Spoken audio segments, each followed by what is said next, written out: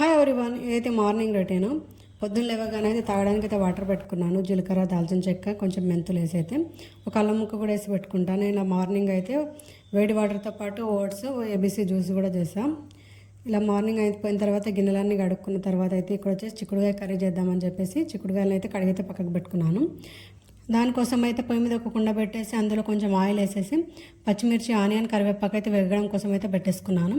ఇలా కొంచెం కొంచెం ఆయిల్ వేస్తుంటే అయితే పూర్వకాలంలో వండుకునేటోళ్ళని చెప్పేవాళ్ళు. గంట తాలింపు వేసి వంటలు వండేటోళ్ళంట ఆ కుండల్లో.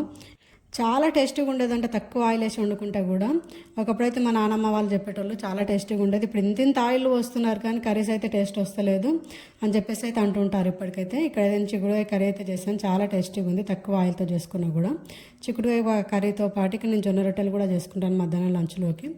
ఇలా మధ్యాహ్నం లంచ్లోకి అయితే జొన్న రొట్టెలు, చిక్కుడుకాయ కర్రీ, రసం అయితే పెట్టేసుకున్నాను. వీడియో నచ్చితే like and subscribe. Thank you for watching.